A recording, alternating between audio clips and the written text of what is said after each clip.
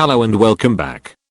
Today I'll be responding to some unpopular K-pop opinions I saw randomly on Twitter, so credits to the owners of these tweets. Also, I thought of trying to do this because it seemed fun to have an exchange of thoughts. Obviously these opinions are not mine, so don't come for me. If you disagree, lol, I'll be just commenting on them.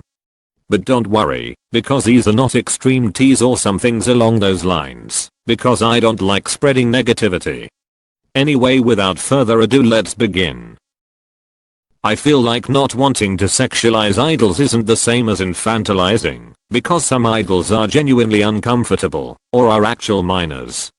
Agreed, just because you don't sexualize idols doesn't mean you're infantilizing or babying them. I can't grasp on why some people think it that way. You don't have to baby idols just to make it seem like you don't sexualize them. Although I do admit there are some fans who baby their idols, or act like their faves got no clue what sex is, when they're grown-ass adults, or like when they're involved in an issue they automatically defend them, like they are incapable of committing mistakes or such things. But the whole point of this mindset still doesn't add up. There are tons of idols out there like Taehyun from TXT who openly told the public they are uncomfortable with inappropriate comments about their bodies, expressing his discomfort. You'll literally think paying respect to them like actual human beings seems like treating them like children. Karen, make it make sense, and stop embarrassing yourself. And also, sexualizing idols once they hit legal age isn't righteous either. Waiting for them to turn into adults, just so you can talk about them sexually, is just disgusting. Thinking they're attractive is so much different from wanting to hop on them and do whatever things you fantasize. Imagine how they would feel if they ever see those kind of comments and remarks from their own fans. There's literally nothing wrong with the majority of Twice fans being men, even though they aren't. This isn't the drag you'll think it is. If we are going to talk about it literally, of course I don't see anything wrong with it. The problem will only arouse if these men ever sexualize and harass Twice. Not only Twice, but all girl groups and female idols out there. I know for a fact that there are many male girl group fans, and I just hope that they really are fans of their music and appreciate the hard work they put in their performances. It would be unfair in their part if people only recognize them because of their pretty faces and whatnot. NCT has been around for about 4 years and they're still a boring mediocre SM group. I mean, Mad Dog sounds like meme music, it's horrible. Okay, first of all, I'm an myself, and personally I'm not really that fond of Mad Dog either. The song is hyped, and I love the build up, but when that beat dropped in the chorus, I lost it. It's not as bad as what you'll make it seem to be. I feel like the chorus just kinda threw off the whole vibe of the song, that's all. Secondly, if you think NCT is a mediocre SM group, then perhaps you don't think at all. You heard a few seconds of Mad Dog and you already had the guts to call them that LMAO. I'm not saying this because I alt them, but I truly believe they're one of the most unique and versatile groups in the K-pop industry, and their discographies never disappoint. They are inclined in all aspects in terms of musicality, vocal abilities, dance skills and stage impact. But okay, I guess most of y'all shit on them because y'all can't keep up with their complex and futuristic sound. Oh, and lastly, calling their music just noise won't make them any less successful, so go ahead and just enjoy the time of your life hating XOXO. ARMY is boycotting TXT because they know Big Hit debuted them to replace BTS when they become Hags TXT Rookie of the Year. About Big Hit debuting them to replace BTS when they become older, not exactly replace, but let's be real, when the time comes BTS disband, Big Hit will need another group to thrive in their company. But that doesn't mean TXT should be looked down as BTS juniors and get discredited for their hard work and talent. TXT is their own group. TXT is TXT and BTS is BTS. Anyways, BTS can't be in the K-pop industry forever, and besides, Big Hit can't stand stable with BTS alone. They will most definitely debut more groups in the future, and hopefully some girl groups too, because they should be over that misogyny issue long ago. And yes, TXT Rookie of the Year 2019. Stan TXT for clear skin and high grades. 17 are more than just great dancers, their rap line and vocal line are incredible. Agreed. Whenever 17 is mentioned, people would usually initially think of synchronization, amazing dance performances, etc.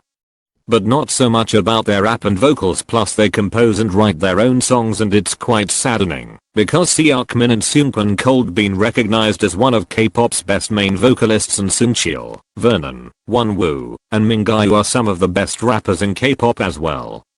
Not that being known as a group of 13 main dancers isn't a good thing, but I hope they'll get more recognition for those areas too, because they are a total package, and I'm so happy how far they've become throughout the years. The real mistreatment Blackpink gets are their songs. Their producers hate them clearly, but hey, at least Korea eats their songs up.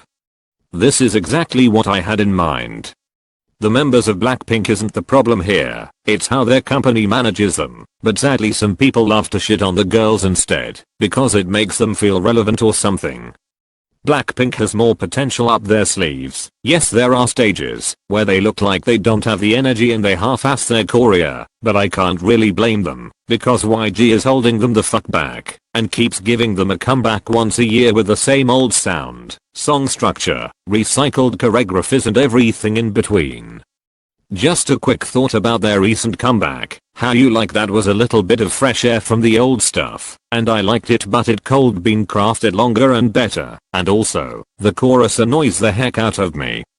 Summoning circle for more comebacks a year and a full album. Seniorita by G-Idol isn't as bad as people made it seem. Yes, finally someone with a brain cell. I literally thought I was the only one, only one who actually liked Seniorita. I don't even understand why people hate this song, or if they just wanna find a way to throw G-Idol under the bus. It's not their best song, but it ain't bad either. I thought maybe they hated the end part of Yuki singing, because at first I didn't like it myself, but after a few listens it grew on me, and the choreo goes well with it too. Literally everyone I encounter on K-pop Twitter hates this song.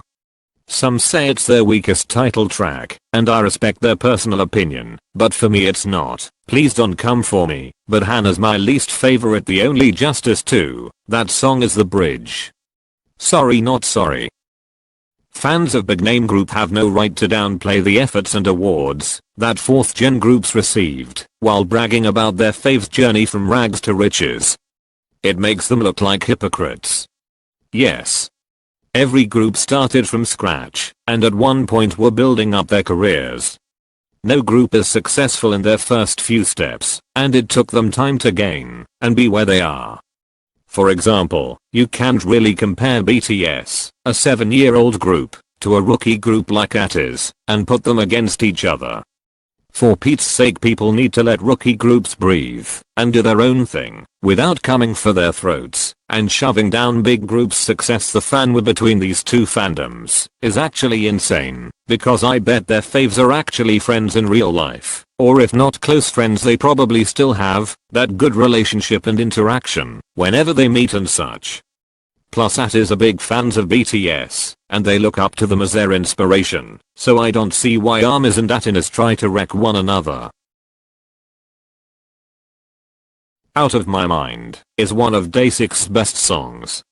Oh my god, I can't agree more than I already do.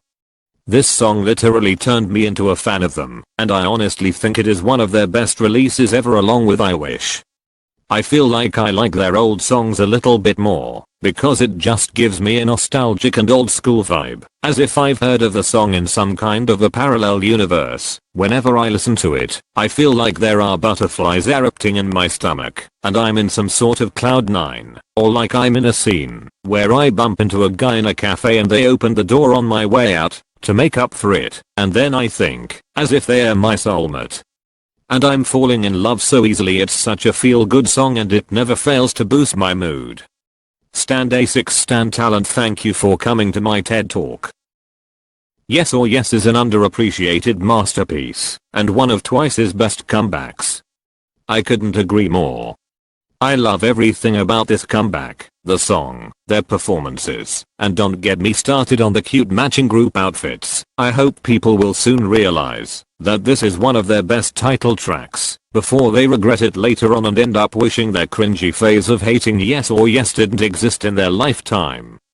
Like their lyrics goes, y'all better hurry up, before it's too late.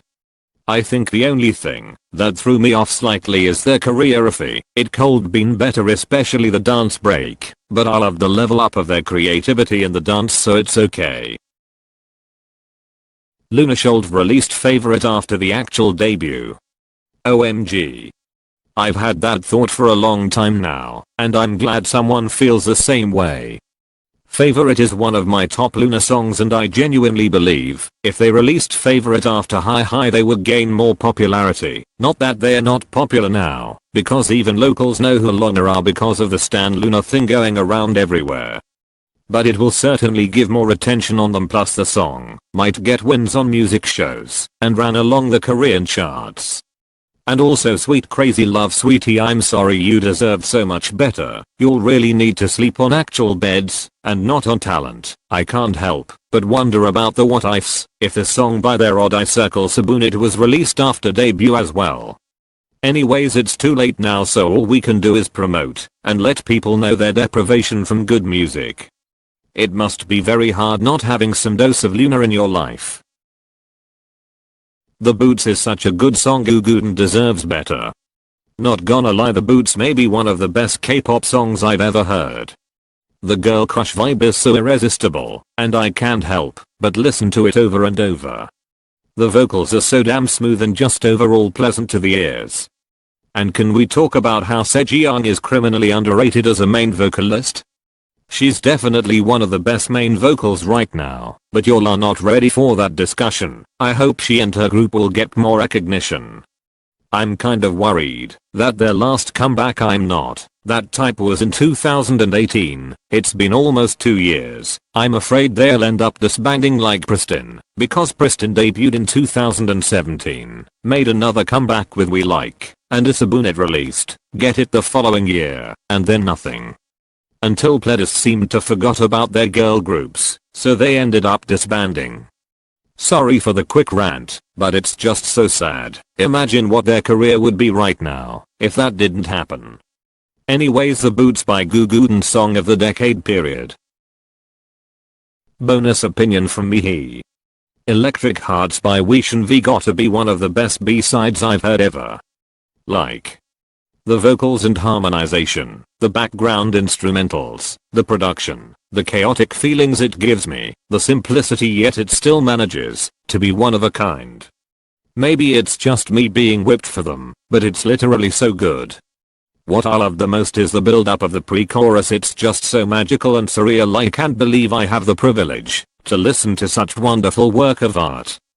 Too bad I don't see them performing this live, but I hope they will, because the world is asking for it. Oh, and I know they are not a K-pop group, but from their concepts and the sound of their discographies they seem like they are, except the lyrics are just written in Chinese. Plus they are still a subunit of NCT, so the influence and sense of familiarity of NCT is there. If you're one of those people who keep pressing Weishan V isn't NCT, you're literally trying to pick on a fight and want yourself attacked. Do yourself a favor and stand Weishan V instead, because you're missing out on it. Anyways, I don't have to lecture you all about NCT and Weishan V's whole correlation, so I'm just gonna end the video here. Sorry for blabbering too much. I hope you were able to put up and made it till the end. Anyways, thank you for watching, and I'll see you again on the next one. Stay safe and have a good day.